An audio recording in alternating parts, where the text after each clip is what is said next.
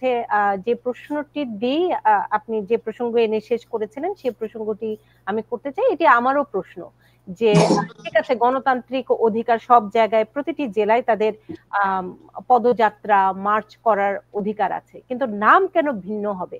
নাম কেন একটি হবে জুলাই পদযাত্রা, আর গোপালগঞ্জে যাওয়ার সময় কেন মার্চ টু গোপালগঞ্জ? এমনকি গোপালগঞ্জে যখন ঘটনাগুলো ঘটছে, আপনি হয়তো নাহিদ, সার্জিস এদের আহ্বানগুলো দেখেছেন, পুরো বাংলাদেশের মানুষকে তারা আহ্বান জানিয়েছে যে এখানে চলে আসো। তো সেই প্রসঙ্গে আমি জানতে চাই নাম কেন ভিন্ন হবে, এবং তারা ওই যে আপনি বলছিলেন, আমিও ফেসবুকে অনেকের কাছেই বলি যে গোপালগঞ্জে কেন তারা সমাবেশ করতে পারবে না, কিন্তু এটি যে একটি উস্কানিমূলক, এটি তো আহ, পরে আমরা ধরতে পেরেছি, কিংবা আমাদের যে ঘটনাগুলো সেটি আমাদের সেই বার্তাটি দেয়।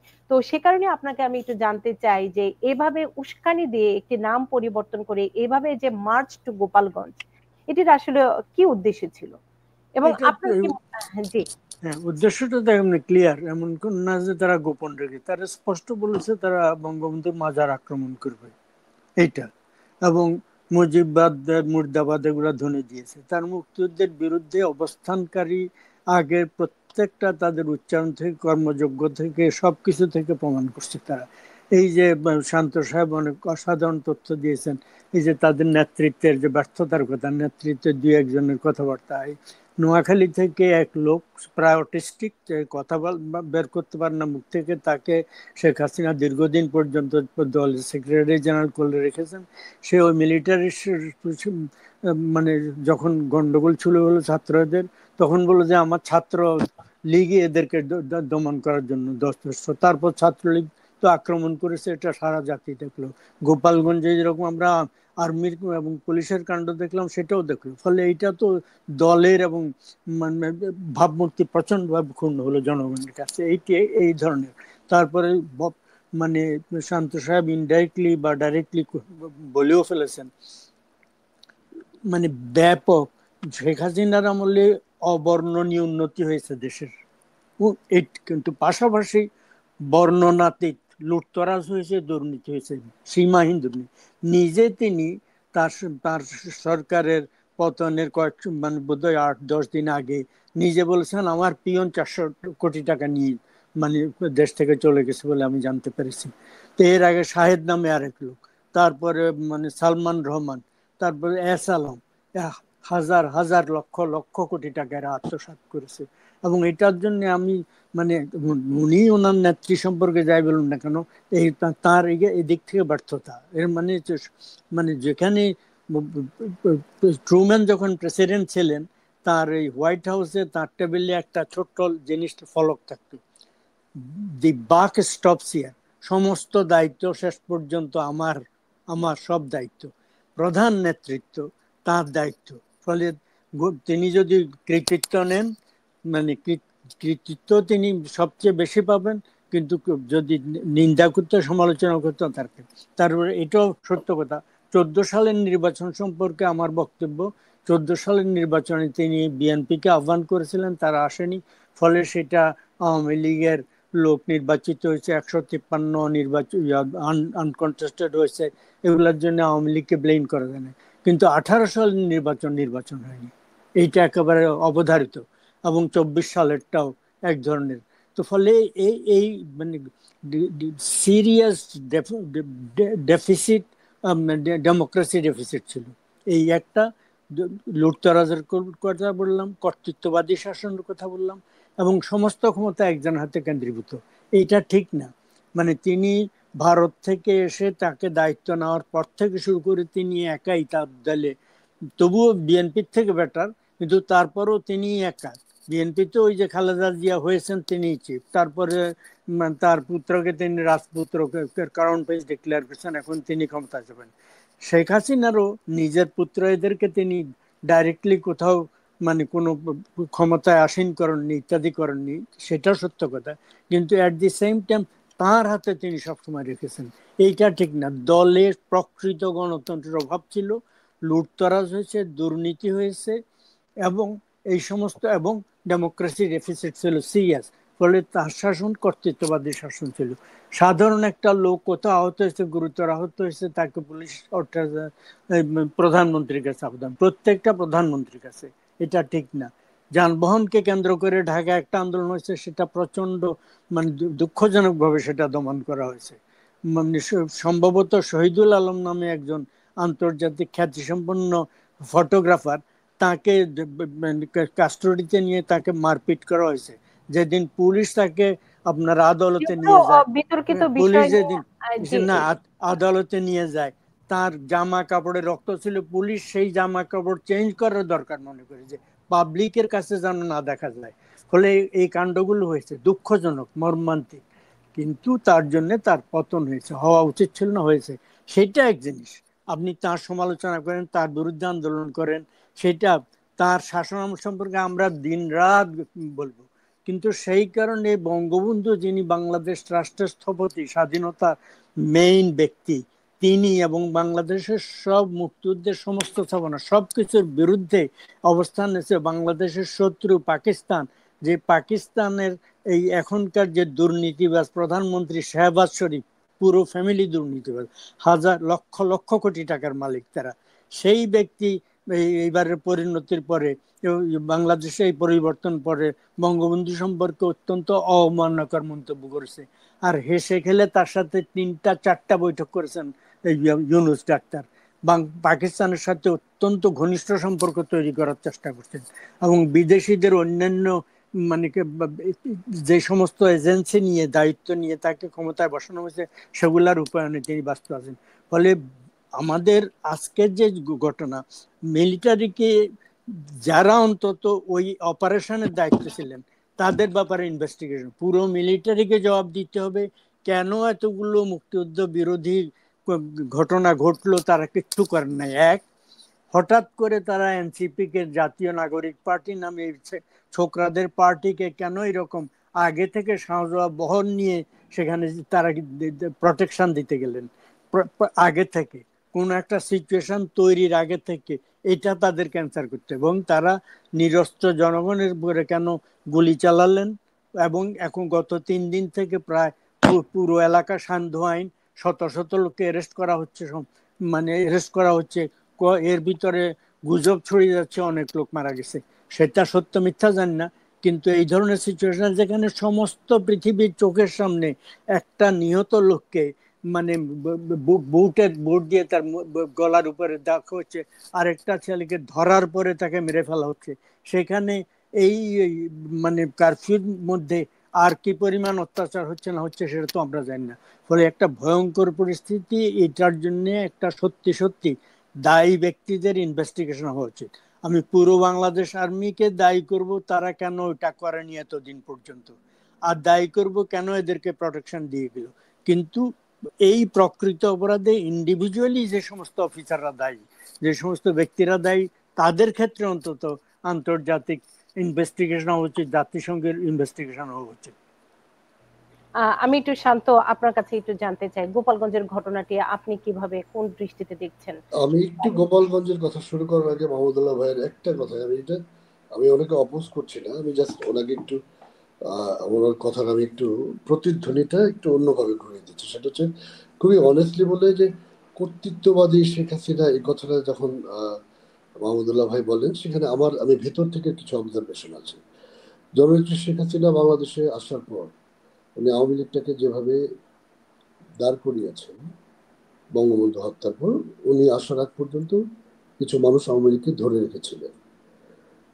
আমাদের জোহরা তাজউদ্দিন, সাদেজা চৌধুরী, আব্দুল মালিক উকিল, মিলন চৌধুরী, বাট দলটা খুব ক্ষয়িষ্ণু অবস্থায় ছিল। তিনি আসার পর তার একটা অসাধারণ সংগ্রামে আজকের এই মুহূর্তে আওয়ামী লীগ। তো উনি, আপনি বললেন যে তার এই কর্তৃত্ববাদিতা তার মধ্যে ছিল, তার কাছে ছিল, যেটা সেটা সে গ্র্যাব করেনি, সে কেড়ে নেয়নি। সেটা তার যোগ্যতা, তার দূরদর্শিতা, মানুষের প্রতি, আমাদের আওয়ামী লীগের নেতা কর্মী তার প্রতি একক আস্থার প্রতিদানে মনে হচ্ছে যে সে কর্তৃত্ববাদী। কিন্তু বেসিক্যালি তো ওই দিন Sheikh Hasina, she is not মানে such a type of cruel or dictator. উনি তো ভীষণ মায়ের একটা মানুষ, এটা আমরা যারা নেতা কর্মীরা তার পাশে ছিলি তারা জানি। কর্তৃত্ববাদীটা, আপনি এই শব্দটা আমার কাছে একটু আমার একটা অবজারভেশন হিসেবে বলা যেতে পারে তার কাছে একক ক্ষমতাটা চলে এসেছিল, সেটা আমরাই নেতা কর্মীরা তাকে দিয়েছিলাম, কারণ আওয়ামী লীগের নেতাদের দ্বারে দ্বারে ঘুরতে ঘুরতে আমাদের রাজনৈতিক ভাগ্য উন্নয়নের জন্য কিংবা আমাদের সংগঠনের ভেতরে নিজেদের পদ পদবীর প্রতিষ্ঠার জন্য আমরা যেভাবে, আমি নিজে, আমি আপনাকে যদি খুব অনেস্টলি একটা কথা বলি, আমার বাবা অধ্যক্ষ মতিউর রহমান, তিনি ময়মনসিংহের জনপদের জন্য খুব ভেটারেন পলিটিশিয়ান, একটা সময় নমিনেশনের জন্য তাকে 3-4 নেতার বাসায় যেতে হয়েছে, আমি নিজের চোখে দেখেছি। তো এইভাবে যদি একটা রাজনীতিবিদ রাজনীতি করার পর দলের জন্য সংগঠনের জন্য সারা জীবন সংগ্রাম করার পর তার নমিনেশনের জন্য যদি 3-4 নেতার বাড়ি বাড়ি যেতে হয়, সেই জায়গা থেকে নেতা কর্মীরা মনে করেছেন যে আমাদের জন্য আসলে একক আশ্রয়স্থল শেখ হাসিনা হওয়া উচিত, তাই আমরা দলের নেতা কর্মীরা তাকে ওই জায়গায় প্রতিষ্ঠিত করেছেন, তিনি সেটা কেড়ে নেন। আরেকটা কথা, আমি এই ব্যাপারে একটু ছোট্ট কথা বলে দিই, আমাদের 10-12-20 জন মানুষের বিরুদ্ধে আপনি বলতে পারবেন যে তারা এই অর্থনৈতিক দুরাচারের সাথে জড়িত ছিল, এটা সত্যি, এটা আমাদের একটা ব্যর্থতা হতে পারে, বাট অ্যাজ এ হোল আমাদের আওয়ামী লীগ কিন্তু is not a corrupted party. Awami League তো সাধারণ মানুষের দল। এখানে আপনি দেখবেন যে আপনি নাম বলতে পারবেন যে এই মানুষগুলি, আপনি যাদের নাম বলেছেন, আমি খুব অনেস্টলি বলি, সালমান এফ রহমান, তার গং, এই গুটি কয়েকজন মানুষ বা আমাদের কেন্দ্রীয় নেতাদের গুটি কয়েকজন মানুষ, তাদের তাদের কারাপশনটা, এর মধ্যে আবার আপনি দেখেন আজকে 10 মাস হলো, 10 মাস প্রচন্ড আওয়ামী লীগ বিরোধী একটা শক্তি রাষ্ট্রীয় ক্ষমতায় অবৈধভাবে, তারা আজ পর্যন্ত আওয়ামী লীগের কোন নেতার কি কিছু, কোনো নেতা যাদেরকে প্রোপাগান্ডার অংশ হিসেবে তারা আওয়ামী লীগের ক্ষমতাচ্যুতিতে অংশগ্রহণ করেছে, অমুক নেতার হাজার হাজার কোটি টাকা, অমুক নেতার 200 বাড়ি 300 বাড়ি, আজ পর্যন্ত তাদের বিরুদ্ধে এই সরকার রাষ্ট্রীয় ক্ষমতায় আসার পরে কোনো অভিযোগ দায়ের করেছে, কোনো তথ্য প্রমাণ দিয়েছেন? সালমানের প্রমাণের মতো মানুষ আজকে তাদের হাতে আছেন, যে মানুষকে বলা হয় যে বাংলাদেশের অর্থনীতি নিয়ন্ত্রণ করতেন, কিংবা শেয়ার বাজার কেলেঙ্কারির সাথে জড়িত, কিংবা তিনি লুটতরাজে তার সিন্ডিকেট জড়িত, তাদের বিরুদ্ধে কোনো যৌক্তিক প্রমাণ আজ পর্যন্ত দিয়েছেন? আমি বলছি না যে আমাদের কেউ দুর্নীতি করেন নাই, তার মানে সবকিছু একটা মেটিকুলাস প্ল্যানের অংশ। আপনি কোনোদিন অবাক হব না যদি শুনি এই মানুষগুলির কেউ আমেরিকা সিআইএর এজেন্ট হিসেবে বা পাকিস্তানি এজেন্ট হিসেবে কাজ করেছে। কারণ আপনি না, তারা আজকে তাদের ব্যাপারে এত নির্বিকার কেন? ধন্যবাদ। গোপালগঞ্জে আসি, এটা সরি, আমি আপনার মোহাম্মদুল্লাহ ভাই আপনার কথা কিন্তু আমি কাউন্টার পার্ট দিলাম না, আমি জাস্ট আমার ভেতর থেকে আমার জিনিসটা জানালাম। গোপালগঞ্জের ঘটনাটা এটা নিছক একটা দুর্ঘটনা নয়। আপনি দেখবেন যে ডক্টর ইউনূস যখন তারেক জিয়ার সাথে লন্ডনে দেখা করেছেন, লন্ডন থেকে আসার পরে এই প্রোগ্রামগুলি থ্রো করা হয়েছে। লন্ডনে তারেক জিয়ার সাথে কি আলোচনা করেছে সেটা রাজনীতিক বিশ্লেষণ করবে। আপনি নির্বাচন দিতে হবে তাকে, নির্বাচন দেওয়ার আগে তাকে বাংলাদেশের করিডোর দিতে হবে, কারণ যেই সাম্রাজ্যবাদী শক্তি আমেরিকা এবং তার ইউরোপীয় মিত্র শক্তি যারা তাকে দীর্ঘদিন লালন পালন করে, তার তার টেক্স বলেন, তার কারিশমা বলেন, তার নলেজ বলেন, তাকে অনেক বেশি ফুলে ফাঁপে আন্তর্জাতিকভাবে তাকে প্রতিষ্ঠিত করেছে, সেটার পেছনে তাদের একটা বিশাল খরচ আছে। এই শক্তিটা তাকে নিয়ে দীর্ঘদিন ন্যারেজ করেছে যে বাংলাদেশে তাকে কোনোদিন তাদের স্বার্থের জন্য বসানো হবে। তো এই মানুষটা যখন আপনি লন্ডন থেকে ফিরলেন, তাকে নির্বাচনের জন্য চাপ দেওয়া হচ্ছে বিএনপির তরফ থেকে, যেহেতু আওয়ামী লীগের এখন আমরা মাঠে সত্যি কথা বলতে ওইভাবে নাই, বিএনপি তাদের জন্য একটা প্রেশার গ্রুপ, বিএনপি নির্বাচন চাচ্ছে। আমাদের সেনাবাহিনী প্রধান ইতিমধ্যেই ডিসেম্বরের মধ্যে নির্বাচন দিতে বলেছেন যে আমি আমার সেনাবাহিনীকে কতদিন এভাবে রাস্তায় ডাকবো। তো তার জন্য তো একটা অসম্মানজনক ব্যাপার, সেনাবাহিনী সে নিষ্ক্রিয় থাকে বা চুপ করে থাকে। আমরা তো সেনাবাহিনী তো বাংলাদেশের জন্য একটা ডিগনিফাইড একটা অর্গান, সেখানে সেনাবাহিনীর সদস্যদেরকে পদে পদে লাঞ্ছিত করে, তাদেরকে আপনি ঢাকা সিটি কর্পোরেশনের ময়লা আবর্জনা পরিষ্কারের জন্য ডাকা হয়, এটা তো তাদের একটা আত্মসম্মান বোধের ব্যাপার। তো তারা ব্যারাকে ফিরে যেতে চাচ্ছে যত দ্রুত সম্ভব নির্বাচন দেওয়ার জন্য। এটাও তো ডক্টর ইউনূসের কাছে একটা প্রেশার। তো ডক্টর আবার আন্তর্জাতিকভাবে যদি তার উপর প্রেশার আছে নির্বাচন করার জন্য, এই নির্বাচনটা না করতে হলে তাকে কি করতে হবে? করার আগে তাকে তাকে যারা বসেছেন তার প্রভুরা, তাদের কথাটা শুনতে হবে। তারা কি চায় তার কাছে সেটা আপনারা জানেন, আমরা সবাই জানি। বাংলাদেশে একটা করিডোর চাইবে, যেখানে তারা বার্মাকে অস্থিতিশীল করবে, চীনের একটা শক্তি খর্ব করবে, চীনের আধিপত্য খর্ব করবে। তো এইগুলি করার আগে তো ডক্টর ইউনূসকে যেতে দেবে না তারা। তো ডক্টর ইউনূসকে যারা বুদ্ধি দেন, তারা হচ্ছে নির্বাচনটা বঞ্চন করতে হবে, বন্ডুল করতে হবে, বানচাল করতে হবে, রাস্তাটাকে আপনি দিলেন, বাংলাদেশে প্রোগ্রাম দিলেন। ঠিক গোপালগঞ্জ জেলা, আপনি রাজনৈতিক দলের, সব রাজনৈতিক দলের অধিকার আছে প্রত্যেকটা জেলায় যেয়ে তার অর্গানাইজেশন গড়ে তোলার জন্য। যদিও এনসিপি এখনো নিবন্ধিত কোনো দল না, হবেও কিনা জানি না, বাট এরা এই আন্দোলনে যারা সাম্রাজ্যবাদীর হয়ে মেটিকুলাস ডিজাইনের অংশ ছিল, সেই মানুষগুলি একটা দল সংগঠন করবে। আপনি তাদের সংগঠনের সাংগঠনিক অবস্থা বিভিন্ন জায়গায় দেখেছেন, তাদের প্রোগ্রামগুলির আকার আকৃতি দেখেছেন। এখন রাজবাড়ির প্রোগ্রাম দেখে যদি আপনি ভাবেন যে তাহলে তো মোটামুটি ভালোই দল, ভুল কথা। রাজবাড়ির প্রোগ্রামে তাদেরকে জামাত সাপোর্ট দিয়েছে, ওই লোকালি কিছু বিএনপির একটা গ্রুপ সাপোর্ট দিয়েছে। আপনি এনসিপি ব্যক্তিগতভাবে যখন প্রোগ্রাম করে তাদের 200 চেয়ার ভরে। আমি আসলে তাদেরকে তুরস্ক করে দেব না। তাহলে এনসিপিকে আপনি গোপালগঞ্জে পাঠাবেন, পাঠানোর আগে তাদের প্রত্যেকটা মানুষের, তাদের যারা স্টেক হোল্ডার, সবার ফেসবুকে আপনি কমেন্ট, আগের রাতে আপনি স্ট্যাটাসগুলি খেয়াল করবেন। তাদের এক গডফাদার পিনাকি ভট্টাচার্য, তাদের সাইকোলজিক্যাল গডফাদার ইলিয়াস, যারা স্বীকৃতভাবে এই সরকারের, আওয়ামী লীগ সরকারের বিরুদ্ধে কাজ করেছে, বিভিন্ন প্রোপাগান্ডা ছড়িয়েছে। আমি আপনাকে কোনো এক অনুষ্ঠানে আমি অন্তত 100 প্রোপাগান্ডা দেবো যেটা পিনাকি ইলিয়াসের মুখ দিয়ে রয়েছে, বাট কোনো সত্যতা নেই। তারা বলেছে বঙ্গবন্ধুর মাজার ঘুরিয়ে দিতে হবে। এটা কিন্তু তাদের মুখের কথা না, তারা একদিন করার চেষ্টা করবে। আজকে বঙ্গবন্ধুর মাজার ঘুরিয়ে দিতে হবে। 11 তারিখের আগে আমি একটা, আপনি প্রোগ্রামে আসার আগে আমি একটা স্ক্রিনশট নিয়ে রেখেছিলাম, দেখা যাবে কিনা। লং মার্চ টু গোপালগঞ্জ শব্দটা হচ্ছে লাঠি সোটা হেলমেট নিয়ে চলেন, জুলাই রিক্রিয়েট করি আবার, লং মার্চ টু গোপালগঞ্জ। আপনি সব জেলায় প্রোগ্রাম করলেন, পদযাত্রা, আপনি এখানে মার্চ ফর গোপালগঞ্জ দিলেন, মার্চ ফর যে কোনো জায়গায়, মার্চ ফর এনিওয়ান। সেটা হচ্ছে আমরা একটা বিপ্লব বা কোনো একটা ধ্বংসযজ্ঞ কিংবা কোনো একটা দাবি দেওয়ার সংগ্রামকে আমরা এইভাবে করি। আমরাও করেছি march for Dhaka, march to Dhaka. সেটা ছিল বৃহৎ ছাত্র। আপনি শুধু গোপালগঞ্জের মতো একটা জেলা, বাংলাদেশের অন্যতম ক্ষুদ্র জেলা, সেখানে আপনি আপনার সারা বাংলাদেশের কর্মীদেরকে ডাক দিলেন, সবাই গোপালগঞ্জ আসো। আপনার যারা গডফাদার আমেরিকা বা ফ্রান্সে বসে আছে তারা বললো বঙ্গবন্ধু মাজার ঘুরিয়ে দিতে হবে। গোপালগঞ্জের মানুষ যারা আওয়ামী লীগ করেন, সেখানে তো আওয়ামী লীগের সংখ্যাই বেশি। ইভেন যারা অন্যান্য দল করেন, বিএনপি করেন, আপনি দেখেছেন বিএনপির নেতারা বক্তব্য দিয়েছে গোপালগঞ্জ আমার মাটি, আমি রক্ষা করবো। আপনি বঙ্গবন্ধুর জন্মস্থান, যে মানুষটা তার জীবনের 14 বছর জেলখানায় কাটিয়ে সারা বাংলাদেশ চষে বেরিয়ে 7 কোটি মানুষকে একত্র করে বাংলাদেশের স্বাধীনতা অর্জন করেছেন, সেই মাটির মানুষগুলি যখন শুনবে বা আশঙ্কা করবে যে তাদের বঙ্গবন্ধু কবর তারা গড়িয়ে দিতে আসছে, বসে থাকবে? এই মানুষগুলি কি বসে থাকবে?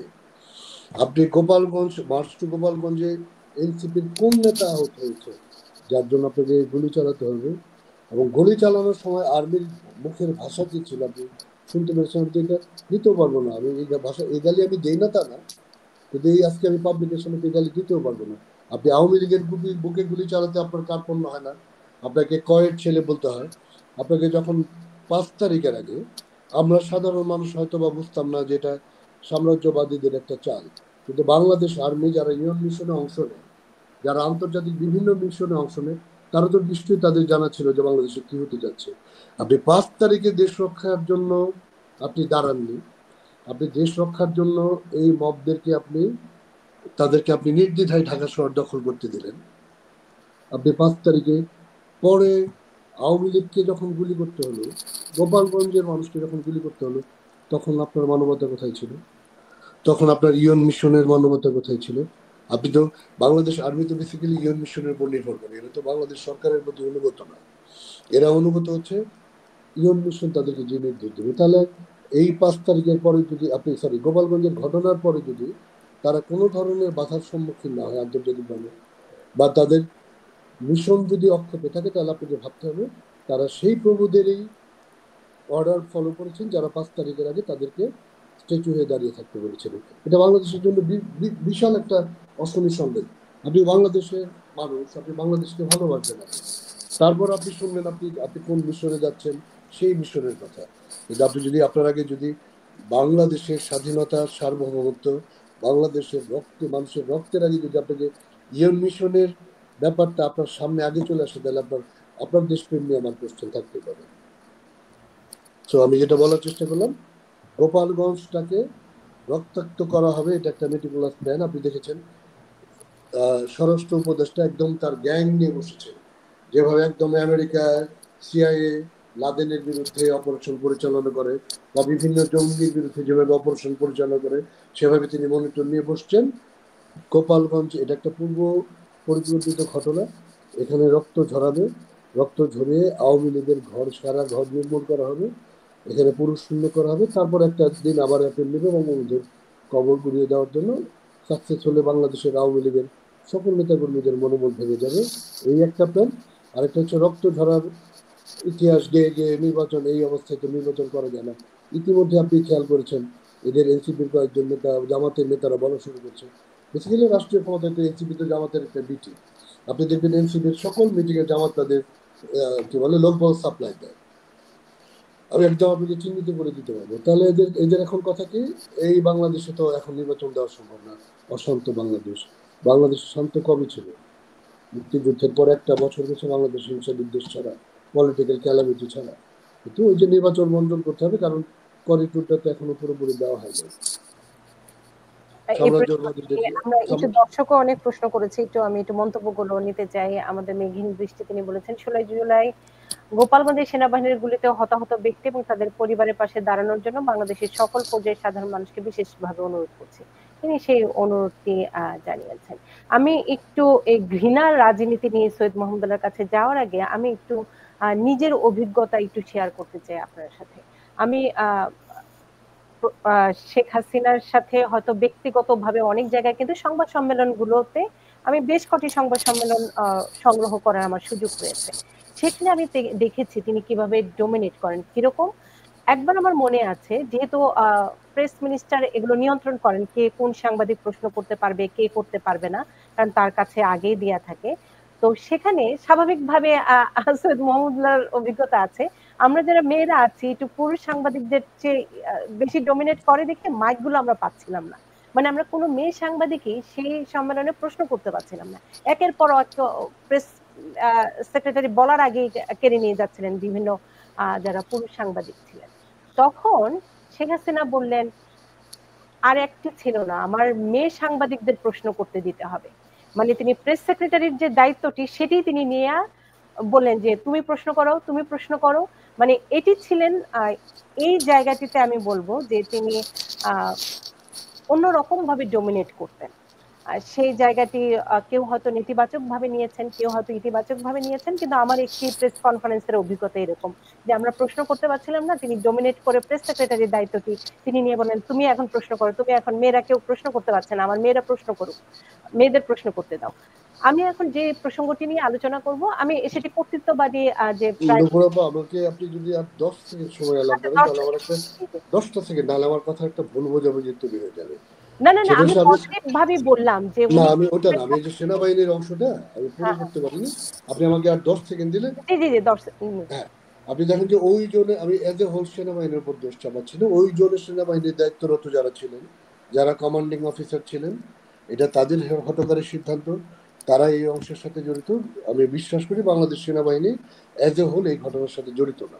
এখন আমার একটা ছোট্ট প্রশ্ন এই আপনার এই প্ল্যাটফর্মের মাধ্যমে সারা দেশের মানুষকে, আপনি জননেত্রী শেখ হাসিনার জন্য বিচারের জন্য আপনি একটা স্পেশাল কোর্ট করেছেন, আইসিটি অ্যাক্ট। সেখানে আপনি জননেত্রী শেখ হাসিনার বিচার করছেন কেন? আপনাদের বিচারের সাবজেক্ট কি? বাংলাদেশে জুলাই আন্দোলনে কিছু মানুষ নিহত হয়েছে, সেটা আমরা বিশ্বাস করি। এবং সরকারের তরফ থেকে সাখাওয়াত সাহেব বলেছেন যে পুলিশের গুলির বাইরে একটা বড় অংশের মানুষ নিহত হয়েছে 7.62 বোরের গুলি থেকে। সেটা আপনি এখনো তদন্ত করেননি। আপনি 5 তারিখের পরে আপনার অনেক সুযোগ ছিল লাশগুলিকে তুলে আপনি তদন্ত করা। আপনি জানেন যে ময়না তদন্ত কয় মাস পর্যন্ত করা যায়। আপনি সেই তদন্ত করে কোন গলিতে কোন মানুষটা নিহত হয়েছে সেটা জাতির সামনে প্রকাশ করা উচিত ছিল। এই সরকার সেটা করেনি, কারণ এই সরকারের স্টেক হোল্ডাররা খুব ভালো করে জানেন এই নিহতদের একটা বড় অংশ নিহত হয়েছে তাদের মানুষের হাতে। তারা যাদেরকে নিযুক্ত করেছিল মিছিলের ভেতর থেকে গুলি করে মারার জন্য, যাতে আন্দোলনটাকে অনেক বেশি বেগমান করা যায়। তো আমি একটা ছোট্ট কথা বলতে চাই, যদি আজকে শেখ হাসিনার এই জন্য বিচারের সম্মুখীন হতে হয় যে ওই মানুষগুলির হত্যার দায় তিনি প্রধানমন্ত্রী ছিলেন, তাই তাই তার উপর বর্তায়। তাহলে গোপালগঞ্জে আজকে একজন মানুষের হত্যার দায় যা, 100 মানুষের হত্যার দায় যা। এই নির্বাহী আদেশ কে দিয়েছেন? রাষ্ট্রের নির্বাহী এখন বৈধ হোক অবৈধ হোক, ডক্টর ইউনূস। গোপালগঞ্জের 4 জন বলুক, 8 জন বলুক, 18 জন বলুক, প্রত্যেকটা মৃত্যুর দায় ডক্টর ইউনূসের, এবং ডক্টর ইউনূসকে এই মৃত্যুর জন্য এই এই হত্যা মামলার আসামি হিসেবে একদিন বাংলাদেশের মাটিতে বিচার হবে, আপনি দেখবেন। আমি একটু যেতে চাই সৈয়দ মাহমুদুল্লাহর কাছে যে আহ, আমরা যেহেতু মুক্তিযুদ্ধের পক্ষের মানুষ, বাংলাদেশের স্বাধীনতা মুক্তিযুদ্ধ, আমরা চাই আমাদের মা মাতৃভূমি ভালো থাকুক। এই ঘৃণার রাজনীতি সেটি কোনোভাবে কাম্য নয় সৈয়দ মাহমুদুল্লাহ, এটির অবসান হবে কোথায়? কারণ আমরা 5ই আগস্টের পরেও দেখছি যে আমি ময়মনসিংহ শহরের কথাই বলতে পারি, সাধারণ যারা মুক্তিযুদ্ধ পরিবারের সন্তান তাদের বাড়িতেও পুলিশের হানা হচ্ছে আওয়ামী লীগের দোসর বলে। তারা হয়তো কোনোদিনও সক্রিয় ছিল না, কোনোদিন হয়তো দলের কোনো পদেও নাই, কিন্তু তাদের বাড়িতেই যাওয়া হচ্ছে যে আওয়ামী লীগের দোসর। কেন? কারণ তারা মুক্তিযুদ্ধ পরিবারের সন্তান যেহেতু, কিংবা মুক্তিযুদ্ধ পরিবার যেহেতু, সেটি এই হচ্ছে বাংলাদেশের বর্তমান পরিস্থিতি। তো আমরা চাই যে কোনো আমলে, সেটি আওয়ামী লীগের আমল হোক, বিএনপির আমল হোক, কারণ প্রত্যেক আমলে দমন, নিপীড়ন, নির্যাতন চলছে, ঘৃণার রাজনীতি, এটির আসলে অবসান কোথায় সৈয়দ মাহমুদুল্লাহ? এটা অত্যন্ত দুঃখজনক। এটার অবসান তো আমি অতি শীঘ্র দেখতে পাচ্ছি না। কারণ এই যে গোপালগঞ্জে যে কাণ্ডটা ঘটলো, এরপরে বিএনপির যে স্টেটমেন্ট, বিএনপির স্টেটমেন্ট তো বলতে গেলে এই মানে সরকার, এই সরকারের বর্তমানে যে ক্ষমতাসীন তাদের পক্ষে বেশি। তারা সমালোচনা করেছে অন্যভাবে, কৌশলে, কিন্তু তারা এটা বলেনি যে মানে ওখানে যে আর্মি অ্যাকশন নিয়েছে, পুলিশ অ্যাকশন নিয়েছে, সেটার কোনো নিন্দা করেনি। ওখানে যে ওরা বঙ্গবন্ধুর মাজার গড়িয়ে দেওয়ার ঘোষণা দিয়ে গেছে, সেটা তারা বলেনি। পত্রিকাগুলো যেরকম সেরকম। ফলে এটা দুঃখজনক, এটা চলবে। কিন্তু এই সবটা আপনি, আমি প্রতিটা শোতে প্রায় বিশেষ কারণে উল্লেখ করতে, আপনি ওই আপনার যুক্তরাষ্ট্রের পার্লামেন্ট ভবন কংগ্রেসে আপনি ডাইরেক্ট লাইভ রিপোর্ট করেছেন 2 দিন পর্যন্ত। তো আপনি দেখেছেন 250 বছর পরে, প্রায় 247 বছর সম্ভবত পরে সেখানে আক্রমণ হয়েছে পার্লামেন্ট ভবনে, এবং এখনো পর্যন্ত মানে বর্তমান রাষ্ট্রপতি তার বিরোধীদের ব্যাপারে অত্যন্ত কঠোর মনোভাব পোষণ করেন। ফলে এটা রাজনীতিতে থাকবে। কিন্তু আমার মানে একটা স্মৃতির কথা বলি। পাকিস্তান আমলে এখনকার মানে জগন্নাথ হল যেটা, সেখানকার একটা মানে একটা বড় হল ভেঙে গেছে কয়েক বছর আগে, বোধহয় 20-25 বছর আগে ধসে গেছে। ভূমিকম্পে হোক কি যেন হয়ে ধসে গেছে। সেটাতে পাকিস্তান ন্যাশনাল অ্যাসেম্বলির অধিবেশন হয়েছিল। পূর্ব পাকিস্তান তো ন্যাশনাল অ্যাসেম্বলির অধিবেশন করার কোনো জায়গা ছিল না, সেখানে করেছিল তারা। সেটা হয়েছিল 1957 সালের ফেব্রুয়ারি মাসের দিকে। সেইখানে মৌলভী ফরিদ আহমেদ, নিজাম নিজাম ইসলাম পার্টির লোক, উনি কক্সবাজারের, উনি পৃথক নির্বাচনের পক্ষে বললেন। শেখ মুজিবুর রহমান যুক্ত নির্বাচনের পক্ষে বললেন। দুইজনই খুব স্ট্রং ভাবে বললেন, এবং একজন আরেকজনের বক্তব্যের সমালোচনাও করলেন। অধিবেশন শেষ আমি নিজ চোখে দেখেছি, আমি তখন কলেজের ছাত্র। শেখ মুজিবুর রহমান একটু লম্বা, ফরিদ আহমদের তার ঘাড়ে হাত দিয়ে বেরোচ্ছেন। এই একটা ছিল। পাকিস্তান হয়ে গেল, ভারত মাতা দ্বিখণ্ডিত, ভারতের ওরা সবাই ক্ষুব্ধ, ক্রুদ্ধ, মর্মাহত। নেহরু লিয়াকত আলী খানকে, সেটা অগাস্ট মাসের প্রথম সপ্তাহের কোন একদিন, তিনি পাকিস্তান চলে যাচ্ছেন, ওখানে মানে 14ই আগস্ট স্বাধীনতা হস্তান্তর করা হবে। তার বাসভবনে, নেহরুর বাসভবনে নৈশভোজে আপ্যায়ন করেছেন তার স্ত্রী রানা লিয়াকত আলীকে এবং লিয়াকত আলী খানকে। রাজনীতিতে এই জিনিসটা থাকতে হবে। এটা এটা সভ্যতার অংশ হওয়া উচিত। এটা ব্রিটেনে আছে, যুক্তরাষ্ট্রে এটার অভাব সাম্প্রতিককালে দেখছি। এটা দুঃখজনক। একসময় ছিল, রেসিপ্রোকাল ছিল। ওই যে কেনেডি যখন, টেড কেনেডি যখন সেনেটর ছিলেন, তার সাথে বিরোধী দলীয় রিপাবলিকান পার্টির কয়েকজন ভয়ঙ্কর সখ্যতা ছিল। তারা ভয়ঙ্কর সখ্যতা ছিল। এই জিনিসটা কলেজিয়াল রিলেশনটা দুঃখজনক ভাবে আর নাই। এমনকি নিজের দলের মধ্যে পর্যন্ত একজন আরেকজনকে অপদস্থ করার জন্য, হেয় প্রতিপন্ন করার জন্য। আর দুর্নীতির কথা আপনি বলছিলেন, দুর্নীতির কথা বলি, এই যুক্তরাষ্ট্রে এমন লোকজন আছে যারা শত শত কোটি টাকা মেরেছে দুর্নীতি করে। আমি তাদের নাম বলবো না, এটা দুঃখজনক। এবং সেই জন্য আমরা যুক্তরাষ্ট্রে যখন এই বাংলাদেশে সিভিল সোসাইটির লোকরা বছরের পর বছর বিভিন্ন ইস্যু নিয়ে আন্দোলন করেছি, তারা এইবারে কিছু লোক আমরা আওয়ামী লীগকে বাদ দিয়ে, মানে সিভিল সোসাইটির যারা, তাদের কারণ হচ্ছে আওয়ামী লীগকে যদি আপনি রাখেন সাথে, সমস্যা হচ্ছে আমরা যে ব্যানার নিয়ে দাঁড়াই, ওই দুর্নীতিবাজগুলো ওই ব্যানার ওখানে এসে দাঁড়ায়, বক্তৃতা করতে ওলার। আওয়ামী লীগের অন্য যে সৎকর্মীরা, বালুকর্মা, তারা স্থান পাবে না। ফলে এটা আমাদেরকে মানে তাদের সঙ্গী সাথী করে ফেলি।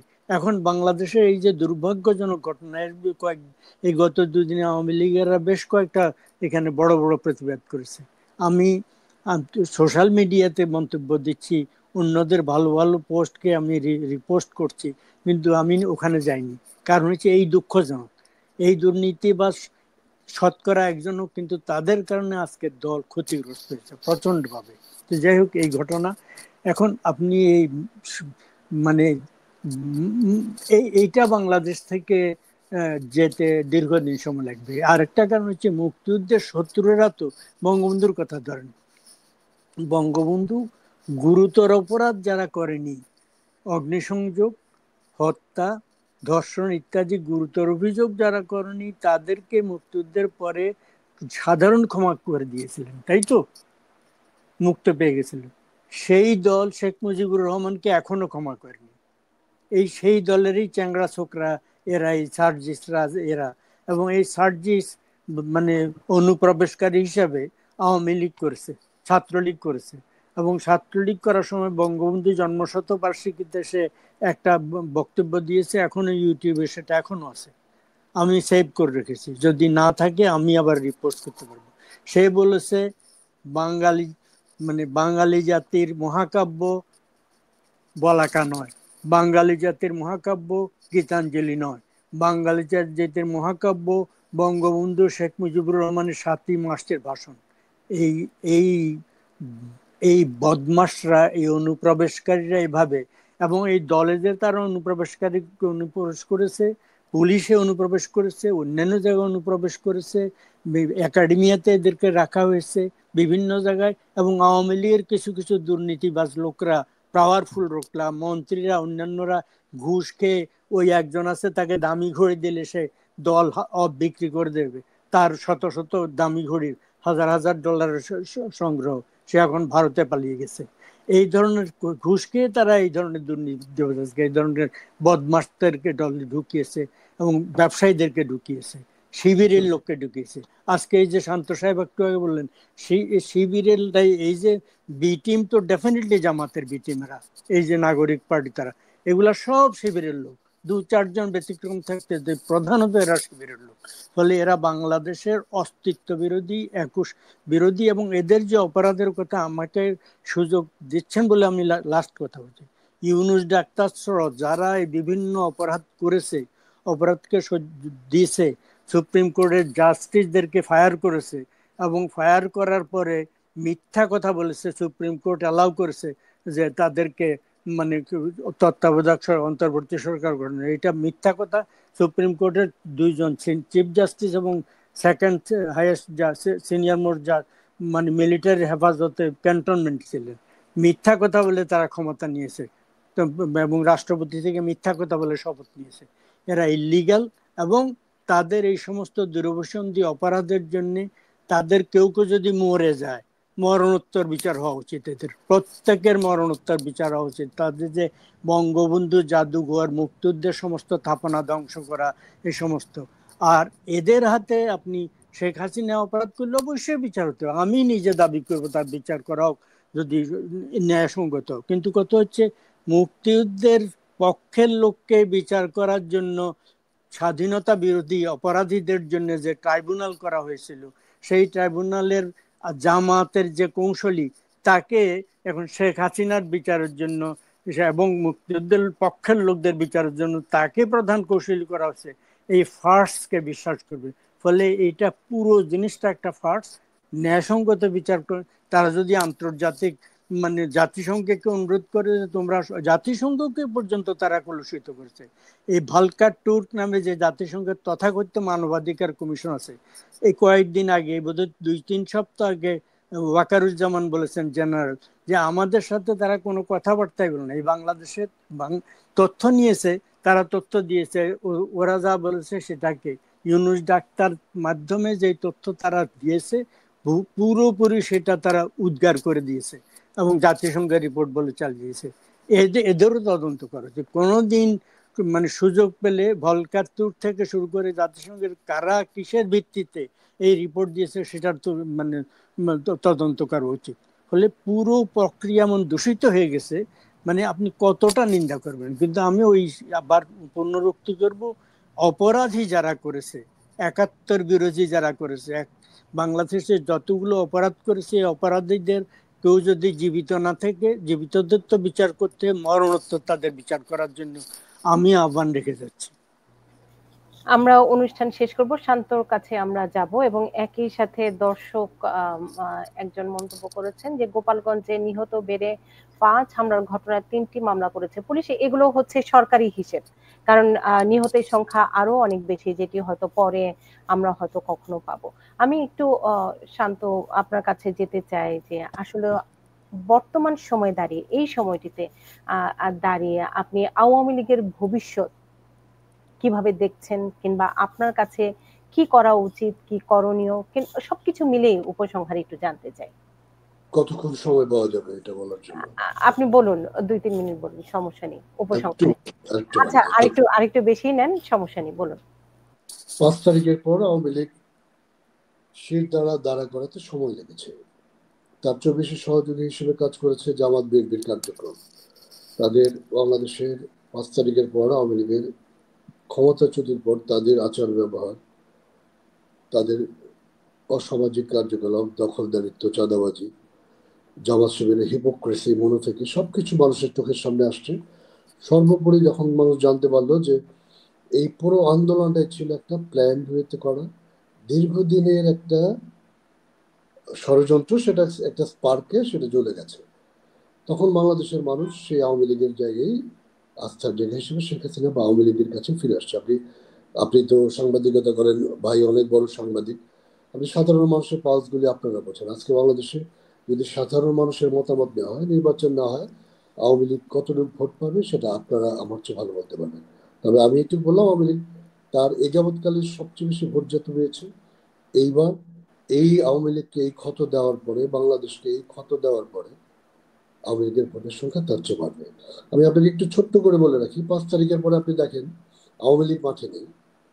এই আন্দোলনের অন্যতম স্টেক হোল্ডার হচ্ছে বিএনপি, জামাত শিবির, বিভিন্ন ইসলামী মৌলবাদী দলগুলি, আর এই স্টুডেন্ট লিডার্স কিছু। এরা স্টুডেন্ট লিডার আসলে তো এদের রাজনীতিতে অংশগ্রহণটাই শুধু এই আগস্টে। তার আগে তো বিভিন্ন রাজনৈতিক দলের, ইভেন আপনি দেখেছেন ছাত্র ইউনিয়নেও আমাদের বিরুদ্ধে রাজনীতিতে এই আগস্টে আমাদের বিরুদ্ধে অংশগ্রহণ করেছে। 5 তারিখের পর তাদের আসল চেহারাটা বের হলো। ডক্টর ইউনূসের নেতৃত্বে যখন সরকার গঠন হলো, এই সরকার কমপ্লিটলি জামাতকে তার বুকে তুলে নিলেন, অথচ এদের স্টেক হোল্ডার কিন্তু বিএনপিও ছিল। সারা পৃথিবী থেকে বিএনপি অর্থ ফান্ড কালেক্ট করে এই আন্দোলনে জড়িয়েছে, আমি নিজে সাক্ষী, আমি নিজে স্টেটাসও দিয়েছি। এরপরে আওয়ামী লীগ মাঠে নেই, তারা আওয়ামী লীগকে মাঠের বাইরে রেখে তাদের নিজস্ব পন্থায়, মানে তারা কতটা মুক্তিযুদ্ধ বিরোধী, মুক্তিযুদ্ধের একটা পক্ষের মূল শক্তি মাঠে নেই, অথচ প্রথম আঘাতগুলি করলেন মুক্তিযুদ্ধে। আপনি বিশ্বাস করতে পারেন, বাংলাদেশের মানুষ ৭১ বাংলাদেশকে জন্ম দিয়েছে, সেই দেশের একটা প্রজন্ম ৭১ নিহতের সংখ্যা নিয়ে প্রশ্ন করে। এই ৭১কে যিনি নেতৃত্ব দিলেন বঙ্গবন্ধু শেখ মুজিবুর রহমান। এটা আপনি আজকে তর্কের খাতিরে অনেক কিছু বলবেন, বঙ্গবন্ধু 25 তারিখ ধরা দিছে, ইলিয়াসের মতো লোকেরাই বলবেন, বাট স্বাধীনতাকামী মানুষ তার এই কথা বলবে না।